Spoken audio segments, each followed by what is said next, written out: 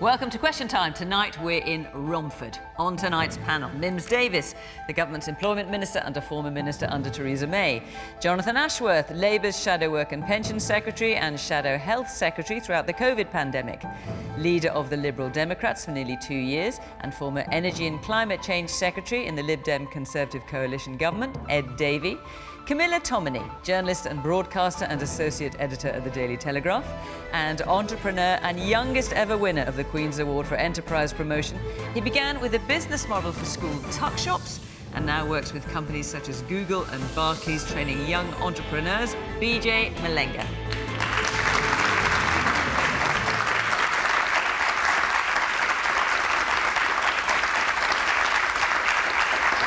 Good evening. Welcome to the panel. Welcome to our audience joining us here in Romford. Great to see you. And of course, welcome to you at home. Thank you for joining us and joining the conversation in the usual way on social media at BBC Question Time. Let's hear what you've got to say. OK, our first question tonight is from Jamie Howells. Is it now time to move on from the Partygate saga and focus on issues that matter to people, such as the cost of living crisis? What do you think? I think that it's time now to move on. Boris Johnson has apologised to the House of Commons for what he did. I think that there's more important issues to worry about, such as obviously the war in Ukraine, which I think that the government's handling very well.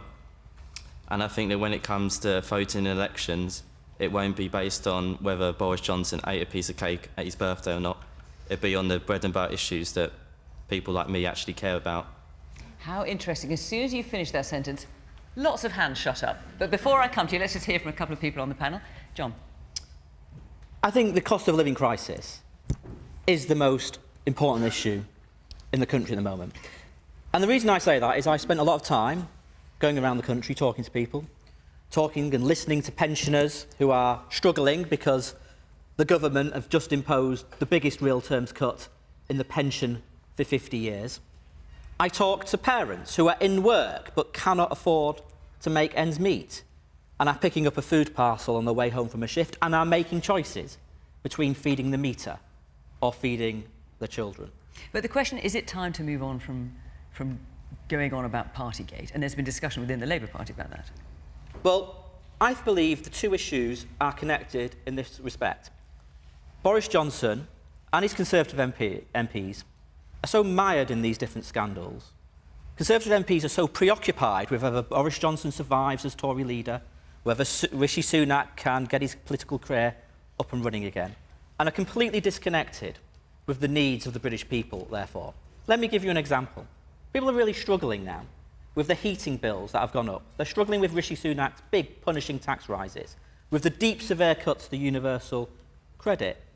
And yesterday, Rishi Sunak said it would be silly to help people with those energy bills. Silly. When I've heard stories of pensioners picking up blankets from food banks because they cannot afford their gas and electric bills, when families are making choices between feeding their meters and feeding their children, Rishi Sunak dismisses those concerns as silly, and it's because we have a government so utterly mired and preoccupied with these Partygate scandals that they cannot focus on the needs of the British people. My only point was going to be that Labour's been preoccupied with it as well. I mean, we had Keir Starmer having that debate and having in Parliament when it had already been decided, hadn't it? The Conservatives had already dropped that motion. So it was kind of like this idea that the Westminster bubble is caught up in this. And as Jamie has pointed out, I mean, most people have moved on from COVID generally. You can have a debate about the idiocy of the rules in the first place and the fact that the police really had no place at all trying to police our social lives during the pandemic. And actually, if the Prime Minister's been hoisted by that illiberal petard, then so be it. He'll be judged at the ballot box on the May elections. He'll be judged in 2024. He may even, before then, be judged by his own Tory MPs. But as far as all of our priorities are concerned, I think now, more than 2 years on from the first lockdown, we're probably all rather over it. Well, let's hear if you are. The man there in the glasses. Yeah, I would agree the cost of living is so important, especially when we look at people with disabilities and everything like that. But I think fundamentally the issue here is if I did something wrong in my job, I would be chastised for it or I would be asked to leave. Yet someone is not auditing this, or they have audited it and we're not allowed to see what that was actually said. And I think that's why people are not over it, because we all gave so much during that period. People were left alone and weren't able to see loved ones and didn't get to say goodbye, and that's the issue. There is no kind of, we listened, we did what we was told to do, but you decided to do something different. We didn't change the rules. The man behind you. Johnson's a proven liar. How can we trust him handling all the problems in the future? Okay. The woman there in the glasses. Yes, you with the glasses. There's no integrity. Like the gentleman's just said, how can we trust? We're a laughingstock internationally. It's, people sacrificed everything. And I think MPs that support Boris Johnson for what he's done they're no better. Okay. The man behind you in the suit. The man in the white shirt and blue jacket. I think it is time to move on, and I think the reason people get so upset about it at home is because how the opposition talk about it so much and bring it up and trying to find any reason to attack the government on character rather than policy. And really, Labour should be spending more time trying to give good policy and try and influence good policies rather than going after characters. Okay. Well, the man here in front in the very natty hat, if I may say. Lovely hat. I think the first thing that we have to realise is that attitude is a reflection of leadership. So when you see somebody like Boris Johnson, who's our leader, acting in a certain way, then it reflects on all of us. We then look at each other and we say, well, why were we doing what we were told to do when the person who's supposed to be making these rules and these regulations, who's supposed to follow these rules and regulations, is the one who's actually breaking them? That doesn't give us any confidence in what he does, whether it's policy or anything going forward. Okay, the man there in the blue sweater. I think people have forgotten that Boris acted very quickly to bring in the vaccine, and we were miles ahead of the EU. And 1 year later, he's being criticised over a party, and really, they weren't even proper parties. They were just gatherings with cake and a drink. So why has the country turned on Boris when he actually delivered the vaccine? We were 6 months ahead of the EU. It saved thousands of lives. And, the public have turned on him, so for no reason. Okay. Bejay, is it time to move on? Is it time to move on from Partygate? I think the people will decide. I think Camilla made a great point. We've got the opportunity to vote in May, MPs who are here, you're kind of promoting yourselves because there is a by-election next week, Thursday. Well, there's a local council election next week, yes. Yeah, local election next week. The question around moving away, I think we need to always look at the sentiment of the people. We can kind of debate about whether Boris is in or out as people in groups, but the way I like to move as an entrepreneur and as a leader myself is I like to move with principles. And for me, we have to look at the values that we hold our leaders by. Being Prime Minister is one of the highest positions, and in that level, integrity is very important to me, and I know it's important to a lot of people. We heard it in the audience. We know values that we run ourselves to be very important. I personally had 2 uncles who passed away from COVID in 2020. Couldn't go to the funeral. I attended multiple Zoom funerals. These emotions are still very real for a lot of people in society. So there needs to be a real accountability. What do you think should happen? Real accountability. And by real accountability, I mean, if there needs to be another election, if there needs to be a vote of no confidence from the people, and a mandatory, one of my frustrations is the fact that voter turnout has kind of gone up and down over the years. In other countries, they got mandatory voting, In this country, we have a government ran where the whole population hasn't voted, essentially. And if we're going to have a leader, we need to always understand that the margins of error are very low, and the people need to back the leader that we have. And for me and many people in my community, I have to say that faith has been lost recently. Okay. Mims, so the question is it time to move on from Partygate and focus on other issues? You've heard both views represented here. And as we've heard, there are local elections coming up, so people are on the doorstep listening and hearing what people say. I was nearby in Crawley over the weekend. I'll be out over the next couple of weeks listening and hearing from people. And there is a mixed view. You know, there are people... Well, there's a mixed view within your own party. You've got Jacob Rees-Mogg saying it's the disproportionate fluff of politics. And you've got Steve Baker, senior backbencher, saying the gig's up for the Prime Minister. And I was there when Steve said that. Were you shocked? You know, he was one of Boris's biggest fans. But people are absolutely accepting of the apology or not. And it depends where their stance is. But I've accepted the apology, but I've been critical, and I'm very keen to see why this has been allowed to happen and what happened. And I've been very pleased to see the changes, because we had to see the changes. But on the doorsteps, talking to people or hearing from people, it is about cost of living, but they're also very thankful they've got their businesses, their homes, their livelihoods, because of the interventions of furlough, because of SACE. In terms of cost of living, coming forward, we've got £22 billion of interventions, including in the spring statement another £500 million to help people with vulnerabilities and disablement. And of course we've got a jobs miracle. I would say that, and of course I must, as the... What do you mean by the jobs miracle? Well, we've got 1.3 million vacancies, and if you move... But you've got fewer people in employment now, if you include the self-employed, than before the pandemic.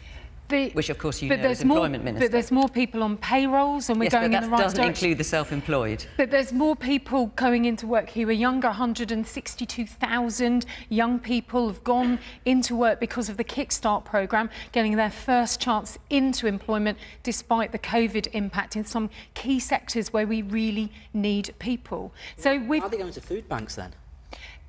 The reality is, Jonathan, that the changes to the universal credit taper rate, work allowance and the rise in the national living wage, if you move from being out of work into work, you could be £6,000 better off. And I say to anybody listening or worrying about their relatives or about their money in their pocket, please check the benefits calculator on .gov.uk and talk to your local authority about the household support fund. There's £500 million extra there. £1 billion worth of help, and people will be starting to see, like in my constituency, the rebates on their council tax and other interventions. And I'm going to come to you in a minute, but I noticed quite a strong reaction from you at the back there.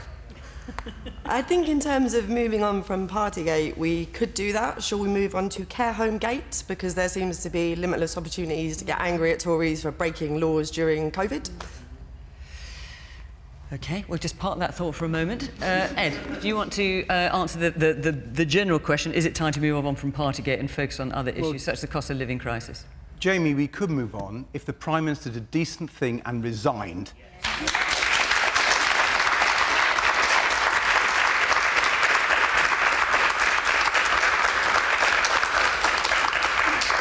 Or if Tory MPs did a decent thing and sacked him. I was listening to what the audience said, and I was really taken by a few people who said that trust has been broken in our politics, that people don't have confidence in the Prime Minister. And this is really serious, because we have not just a cost of living crisis, we have a cost of living emergency. There are millions of pensioners and families who are in serious trouble already. We have a Chancellor who says it would be silly to help them. I'm sorry, Rishi Sunak, you need to help them now. So, Ed, do you have to apologise for getting your statement of interest to the House of Commons wrong? You apologise. That was accepted. You were taking money for a second job. You said sorry because you didn't raise that in your register of interest. Why should we accept your apology and not other people's? I'm sorry. Please explain. Well, I'm sure the listeners and well, let's let Ed be explain. Interested. Because you got it completely wrong.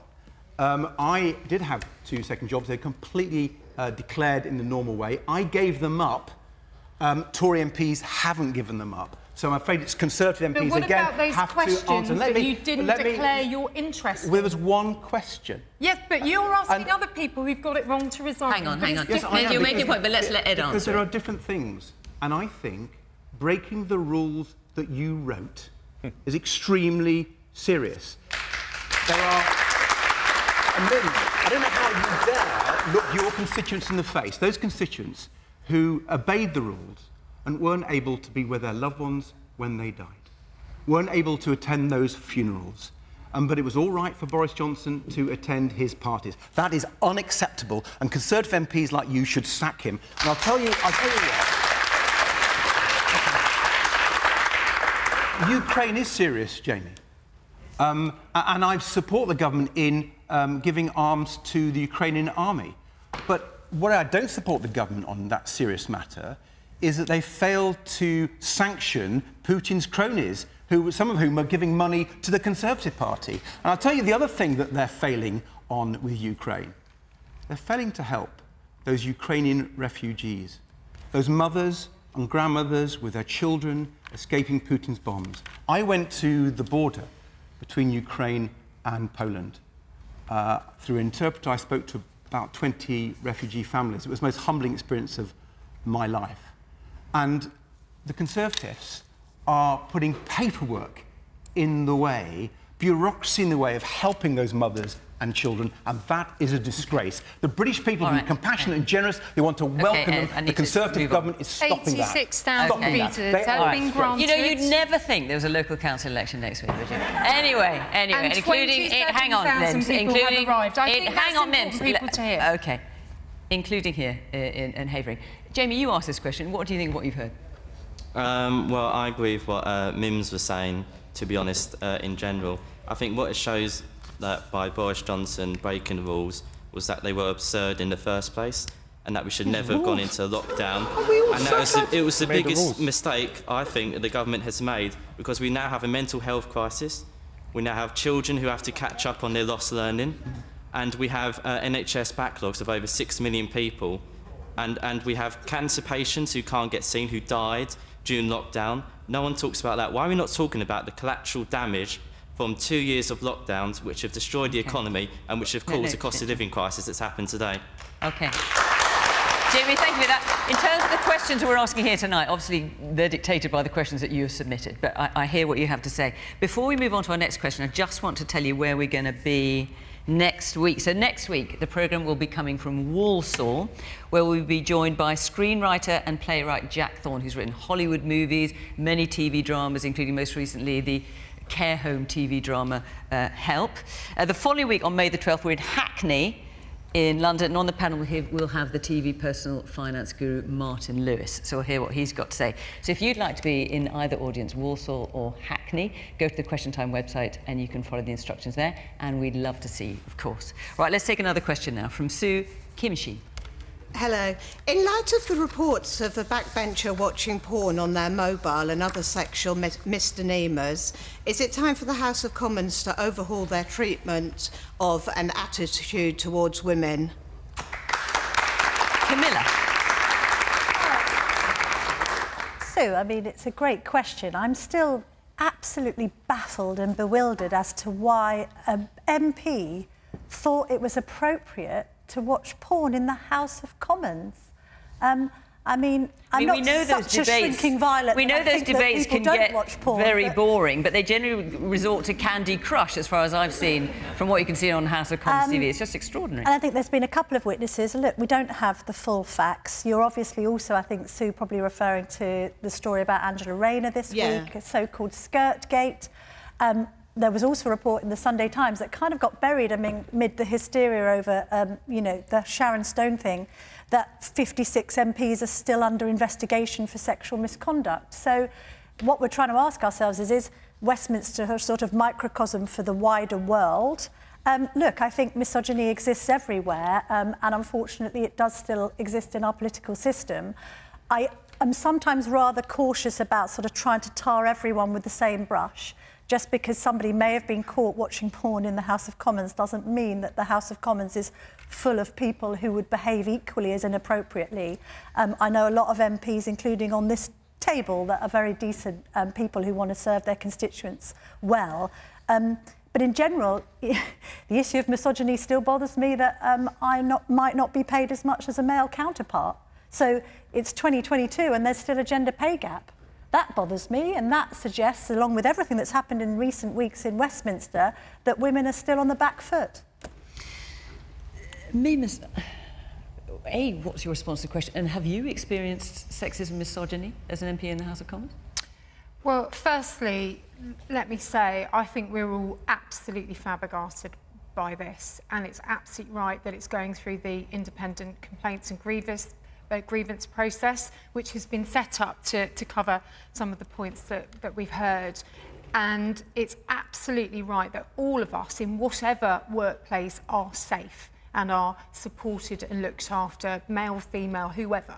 And in fact, for International Women's Day, we actually signed the ILO Convention on protecting women in the workplace and making sure that violence was absolutely, we were one of the signatories, and I was very proud to do that along with my Secretary of State for DWP. And it is flabbergasting, and it reflects extraordinarily badly on all of us. Now, clearly somebody needs to be looked at, see what's going on. This is incredibly, horrible, misogynist, risky behaviour. It belies, obviously, a problem. Now, this job will find a fault line in you in some way, shape or form. If you've got any particular issue, it will rise to the top, whether it's a family issue. But clearly, we need people in this position of privilege and responsibility to take that very seriously. And when it goes wrong, and if we find out who it is and they are found to be doing this, take the whip away and let their constituents deal with them. That's absolutely the right thing. But what really frustrates me is I'm an MP, I'm not a female MP. We don't label, I'm fed up with being labelled as a particular type of MP.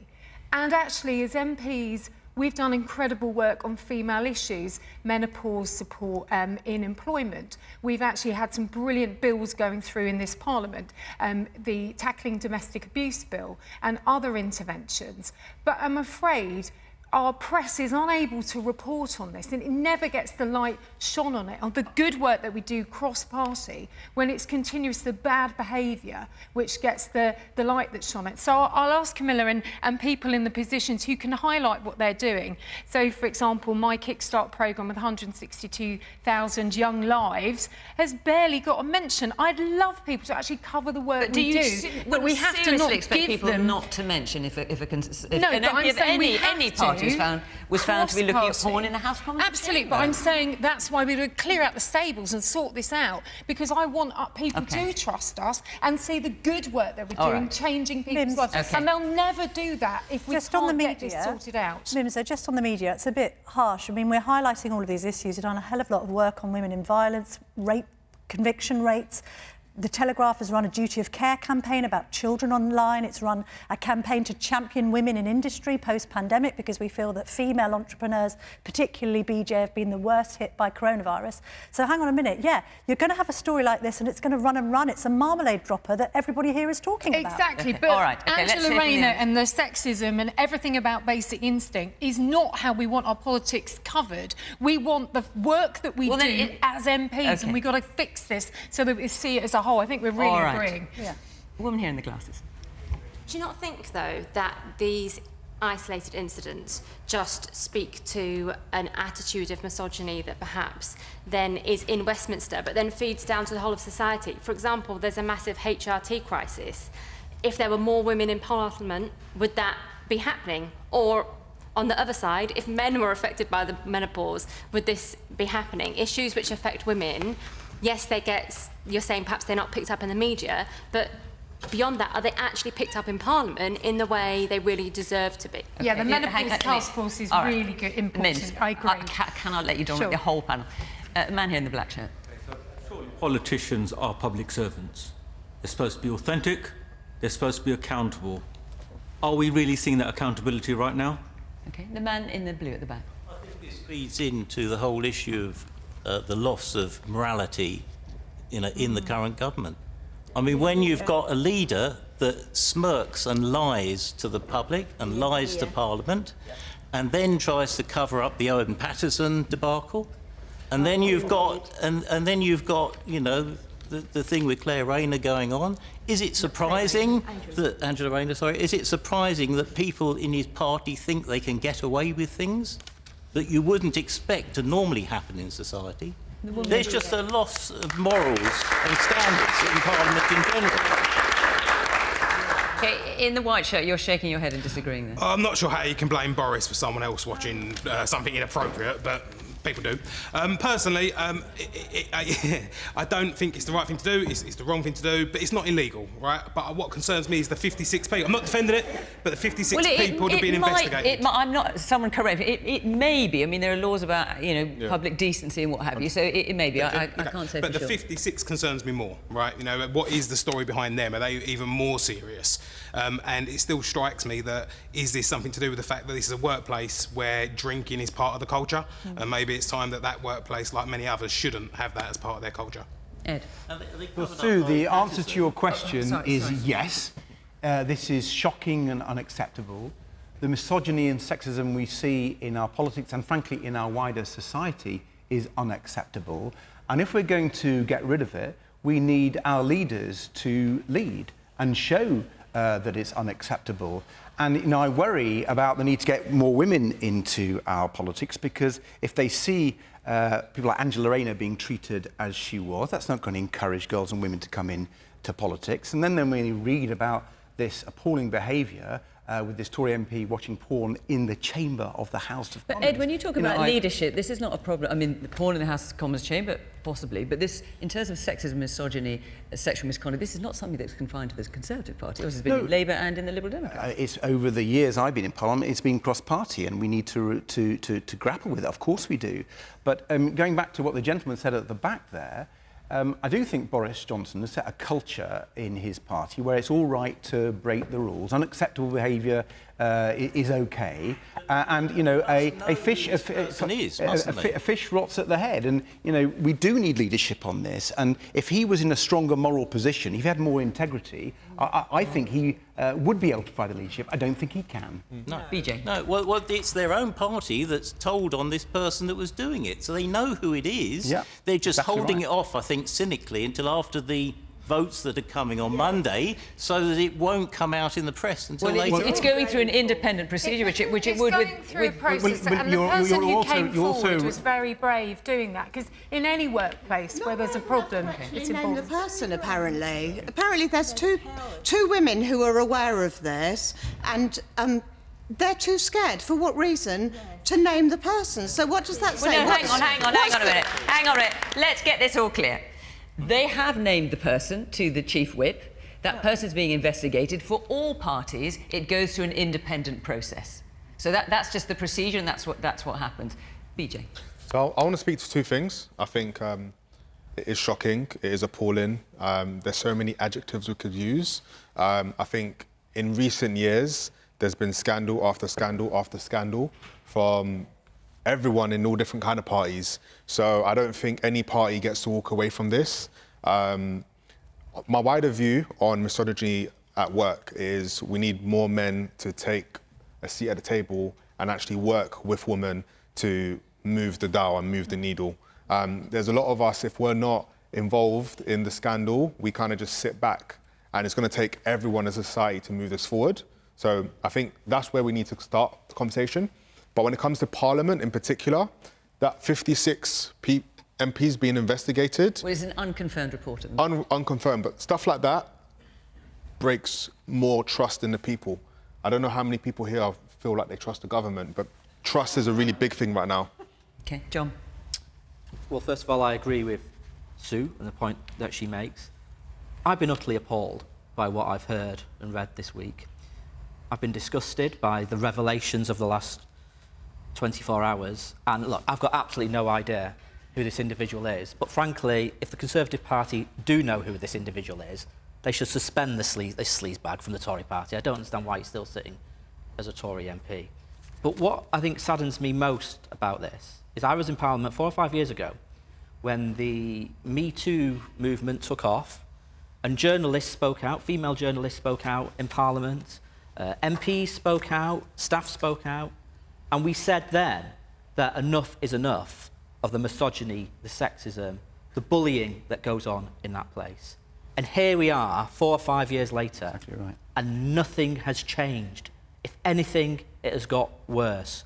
And I will be honest, though, look, what really saddens me is that should be the arena where the big issues facing all of us, from the cost of living crisis to the care homes to Ukraine, should be debated. And I think the vast majority of us go into that place to do good. There'll be some of you will agree with me, some of you will think I'm talking rubbish, but I hope you all think I'm there for the right reasons, and I will agree and disagree with colleagues here, and I think everyone on this panel is there for the right reasons, and yet this is hanging over us, and it's because the place is hierarchical, and there are men who think they are entitled, who think they can get away with it.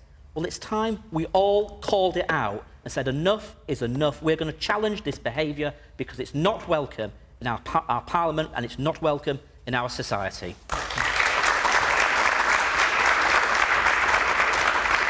I'm going to move on to another question now from Nick Madden. Priti Patel has come up with the idea of sending illegal immigrants crossing the channel to Rwanda in Africa. Why is this not okay? The Labour Party and the Liberal Party, and now the Archbishop of Canterbury, have still not come up with a better idea, and this has been on people's minds since about 2014. Do you think it's a good idea? It's a practical idea. Nobody has come up with a better idea. If I just mention my friends are Liberals and Labour supporters, I ask them regularly and they just can't come up with an idea to stop the crossings. OK, well, now's the moment to hear, I guess. Ed? I'm against it because it's both extremely expensive, it's going to be completely impractical and unworkable. And I just don't support things that are going to be a waste of money and just won't work. So what would you do instead? Well, there is a very good reason other countries do this. They have what are called safe settlement routes. To give you an example, I like the idea of giving safe routes to the UK for family reunion.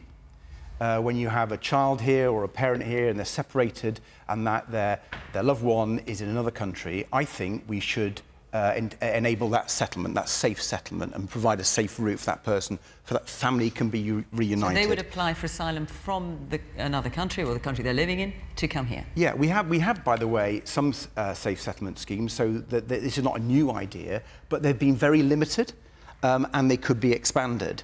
And, you know, when I think... Do you think that would stop the numbers? I mean, an estimated 60,000 possibly coming across the channel this year. I think it could make a real big dent in them, because if you look at where many of the people are coming from, they're coming from northern Iraq, who are Kurds, they're coming from parts of the world where they face violence and war, and they've got relatives here. That's one of the main reasons they come here. We actually take many less asylum seekers and refugees than other countries. The ones who come here, according to the Home Office's own research, is often because they've got family links here.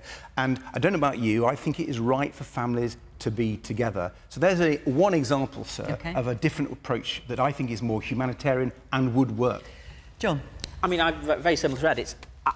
It's unworkable and it's extortionate. It's hugely expensive. I mean, they're basing it on the model they use in Australia. Well, that's going to work out at something like £1.7 million per asylum seeker, and hundreds of millions, if not billions, to settle people in Rwanda. This is a... Do you think it would work as a deterrent? No, I don't, actually. I mean, this is the problem. It is not going to work, and yet we're going to be spending so much money on it. And part of the reason we have a problem is because we don't have these safe settlement routes, as Ed has been talking about, but also because the Home Office is utterly failing to process asylum claims in an efficient way. We're way below the speed at which other countries do it. Our system is inefficient, and this is more of a, well, I mean, more of a gimmick in order to sort of distract the attention from all the other scandals that are being engulfed in the Prime Minister. Would Labour's aim to be to reduce the number overall who are coming, or is that not critical?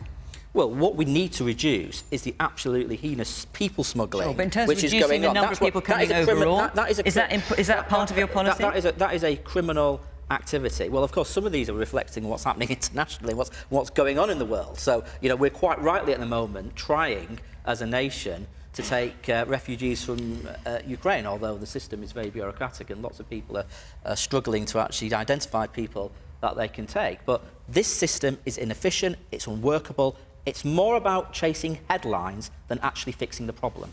Mims.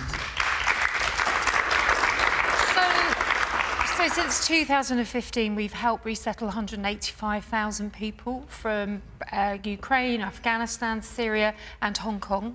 So we absolutely do our bit, and that never changes. We take far fewer than companies like Germany, for example. But we're a much smaller country. Sure, but we're quite far down when it comes to other European countries. But we do our bit, and we are standing up and helping in the way with Ukraine and with the help we're doing in Afghanistan.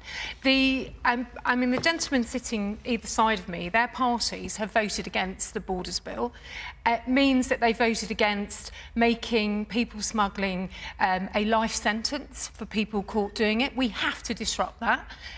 Last year, I think it was 28,000 people that came here. By April, we'd had 4,000 risking their lives, coming across the sea in small boats, being trafficked and being exploited.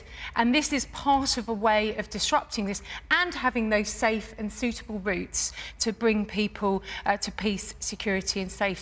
And I'm working with the Refugees Minister to resettle and help people from Afghanistan and also from Ukraine. But what I'm also seeing is that we have got, I think it's 25,000 people who are stuck in hotels, expensive hotels. It's not a new life, it's a holding area for them. So we need to have a way. You're not suggesting sending them to Rwanda? No, I'm saying that if you're in Dover or in Eastbourne and other areas, there are a significant amount of people that shouldn't be coming in unsafe, illegal routes. And if you look from the news from the Home Office just this week, the crossings had gone down to 0 on most days. And people in France say safe country, but we're also saying, well, actually, we're in a safe country and we're going to make our home here. Let's hear what our audience think of this. We are trying to be fair to people and to the taxpayers as well. The woman here in the white cardi.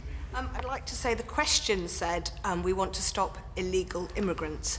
The actual policy is to stop asylum seekers. We don't know whether they're illegally or their asylum would be refused.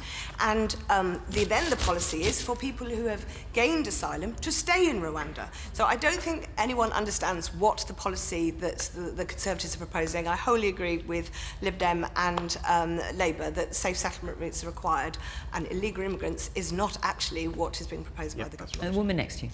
Why on earth can't we create something positive and insist that refugees work for the NHS or care? Because there's so many people that are not working for the NHS now, less doctors, less nurses, less care workers. Can't we create something positive and get these refugees to come and work for us? Because at the moment, while they're waiting for their status to be settled, they can't work. Yeah. The man there in the jacket, yes.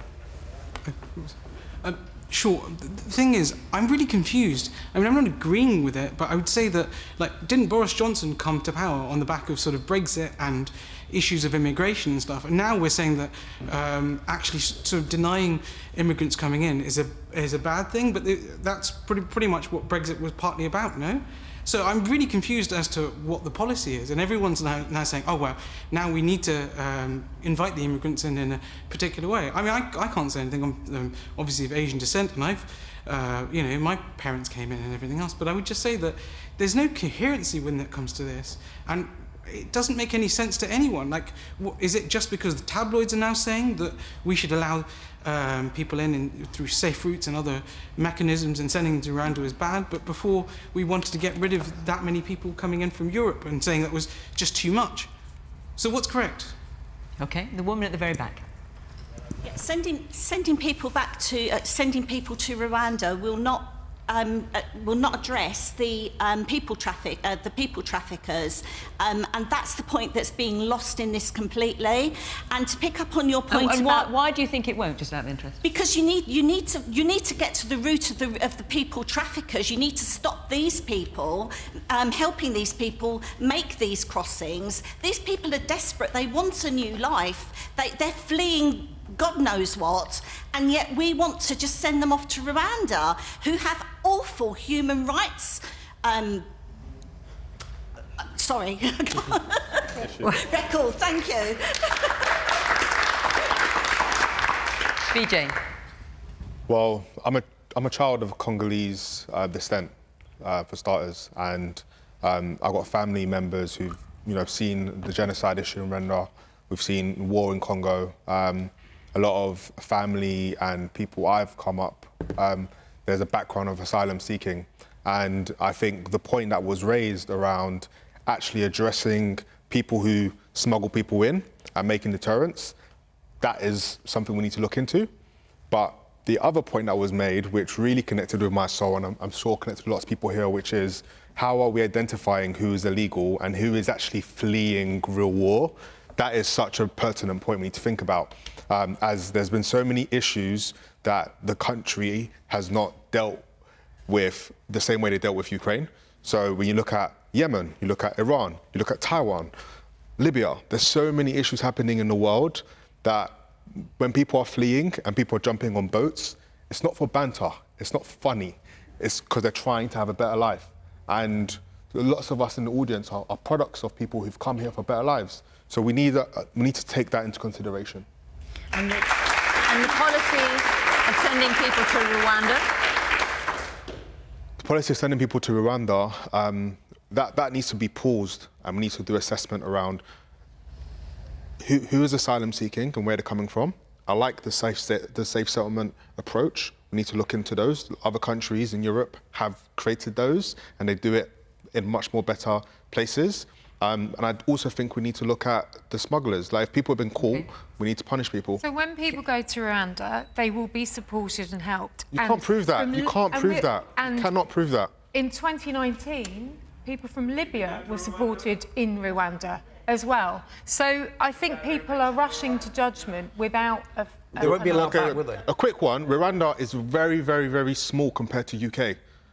So you can't just send a bunch of people to a whole other continent, like, without looking at the structural issue. And Fiona, this was tried before. This was tried by Israel, and it failed utterly. And actually, people were in misery, and it played into the hands of the traffickers. So this idea has been tried before, and it failed. So it should not be tried, and we should provide these safe settlements. And we should, as the lady said here, this government, the Home Office, prevents asylum seekers who are looking to get refugee status from working. And it puts barriers in the way. I think people think that's utterly wrong. We should enable these people to contribute to our country. Why are the Conservatives preventing that? Camilla. It does seem illogical, that I do agree with Ed. The trouble is with this, it's become kind of a really toxified debate. Labour themselves came up with a scheme to process asylum seekers outside of the EU in 2003, and it was criticised by Human Rights Watch and other organisations. So successive governments have found it difficult to put the immigration genie back in the bottle. And in the debate about it, because people are afraid, because of Brexit, of expressing a concern about illegal, uncontrolled immigration and then being branded a racist or a bigot, we then can't really speak about this without being fearful of our language. The Home Office doesn't seem to have any way of defining an economic migrant who might be on a dinghy versus a refugee or an asylum seeker fleeing persecution. So we don't really have the right figures on who the people in the dinghies are and what their needs are. There is a legitimate concern from members of the British public, I think, about uncontrolled illegal immigration, and also a perfectly valid question that people are asking about why people don't think that they can seek the safe haven they need in France. You know, if somebody is in France and they aren't being persecuted, I appreciate the point of wanting to be reunited with family in the UK, but if then they are being exploited to be put on a barely inflated raft and be sent into one of the world's busiest shipping lanes simply to come to the UK when they already would have been safe in Calais, is a point of consternation for people. But unfortunately, all of the politicking that we've witnessed tonight means that we can't solve the issues because we can't even solve the language problems around this problem. OK, let's take one more point. Yes, the woman there. Yes, yes. I say, if the politicians who don't promote safe routes, safe and legal routes, they come illegally because you've blocked all the legal routes. If you want to stop that and you want to send people to Rwanda coming across from Calais, so you are proposing that all immigrants from Ukraine should also be going there as well, should be processed there as well, because surely people who flee Ukraine are passing through safe countries. So let's send them to Rwanda as well. Well, most of them are ending up in neighbouring countries. You know, Poland's taking so they shouldn't be able to apply here. But that's an interesting distinction, because much has been made. Well, why are we being so generous to the Ukrainians now and not as generous to a different group of people? They're passing through a safe country. Yeah, we're not being generous to the Ukrainians. That's part of the problem. Okay. But of course, whenever you're processing people coming into this country, you're going to have a list of priorities.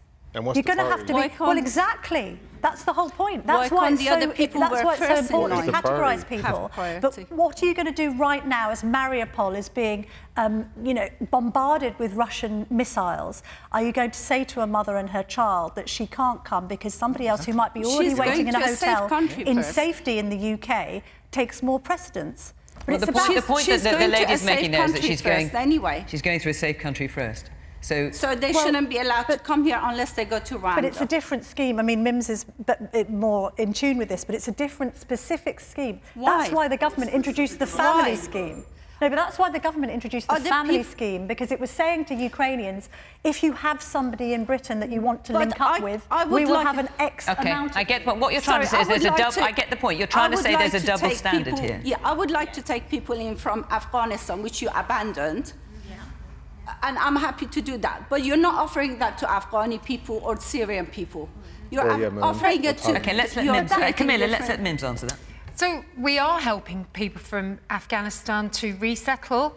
No. Well, we are, because I'm doing it. I'm on committees and working with job centres and processing and helping people start that new life. And there's more people coming that we need to plan for as well. And of course we want people to come and settle and have that new life and that new experience. But we also need to have homes for them. We need to have jobs for them. What about the point that's being made about the double standard?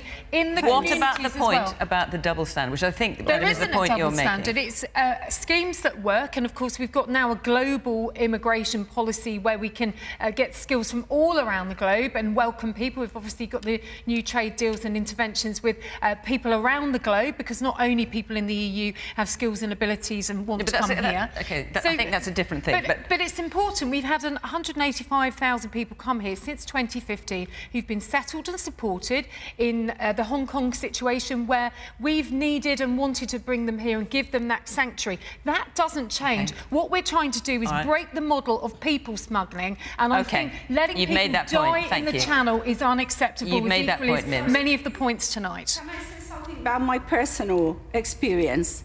And that's, I tried to help a friend who's got 4 girls in Afghanistan, and they're suffering under Taliban. I'm happy to offer them home and pay for them. But you don't allow that policy. So you have that policy for certain countries, certain nationalities, certain races. I am happy to accommodate, but you don't offer that route. You don't offer that safe route. I was told that if they get out, if they were smuggled out of Afghanistan and they get themselves to India, they're not allowed to come to UK, where they have family members. I'm not their family members. They have family members. But I was told by the Home Office that they can't, because India is a safe country. So they have to stay there. Why Ukrainians can't stay in the safe countries as well and not be allowed here? I just want to know the double standard. I think we've got the answer we're going to get from the government here. We hear your point. I'm going to move on and take another question from Claire. Claire Still. I'm not a big user of Twitter, as in my opinion it's sort of a lot of woke people. Do you not think it is a good thing that Elon is advocating a free speech platform which will enable more people to express their views without being cancelled or silenced? I like the way you call him Elon, like he's your mate or something. Elon Musk. OK. Not a big user of Twitter, it's full of woke people. Right. Is that you, Bejay? That's for the people to decide, really, right? Do you think it's a good thing that he's advocating it as a free speech platform? So I've read a couple articles over the last couple of days that kind of counter what he said and the times that he's actually not advocating for free speech. And then you can read stuff where he has. I think humans are complex, you know? We evolve, we change. Who we were 3 years ago is not who we are today. I think on a business level, Twitter has struggled to keep up with the pace that TikTok and Meta and other companies have kind of grown. So the business model behind the actual brand isn't as innovative as it was. So I think it's refreshing that a new leader will come in and kind of take the business and innovate. He's proven to innovate. He created. Do you think he's the right person to do it? Potentially, it's not for me. It's the market. It's for the market to decide. He did it with PayPal. He's done it with Tesla. He's done it with SpaceX. I think for me, the bigger point that I think about when I think about the takeover is the fact that we don't have to be on a platform. If he takes over and he doesn't do right, we can leave. It's not mandatory for us to be on a platform. So once we get on that platform, right now it's not working. There's been so many people who have not been cancelled and have managed to stay and kind of push their agenda. There's people who haven't. So it's not working the way it's currently working. So we need some changes. And I think the people and the market will ultimately decide if Elon's takeover is successful. John?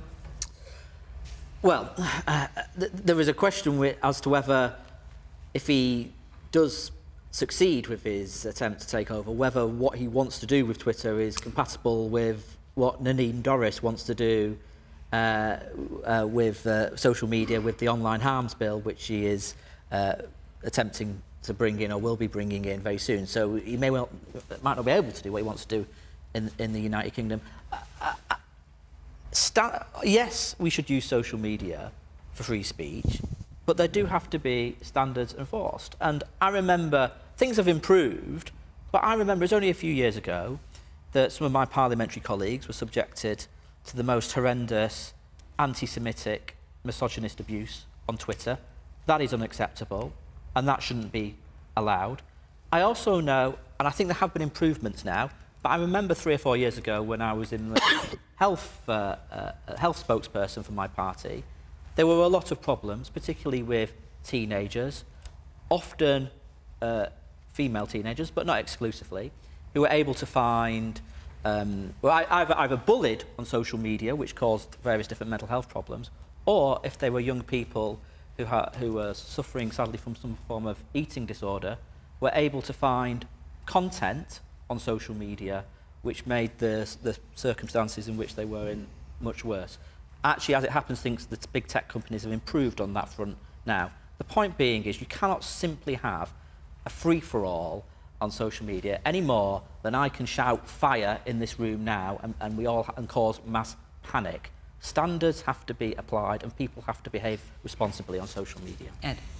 I've got good news for you, Claire, and less good news for Elon Musk. Twitter isn't as important as he thinks. I agree. When I've been going out knocking on doors during these elections, no one mentions what they've heard on Twitter. They mention what matters to them, like the cost of living and so on. So that's the first point. The second point, I'm a liberal. I strongly believe in free speech, but I'm also a Democrat. And I don't think the rules on free speech should be outsourced to the world's richest man. I think it should be decided by elected politicians in Parliament and government who are accountable for those decisions. As John was saying, there is some irresponsible free speech. For example, if you incite people to violence, that's against the law at the moment. Parliaments have decided that that's an abuse of free speech. Is Elon Musk going to allow that? So I don't want to outsource the global conversation, the rules around free speech, just because he's the richest man. That's not right, and it's not democratic. OK, let's hear our audience has got to say. Yes, you in the front in the black top. I found it interesting that you said that Twitter isn't a very important thing. I think it's extremely important, the power that it holds these days. It can influence, the whole US election was, you could argue, was influenced by Twitter. I also like the sort of voting with your feet, go to a different platform. I think the danger with Twitter now is that it's so big that you can try and branch off and make a different platform, like Donald Trump. I think he tried to make his own sort of Twitter.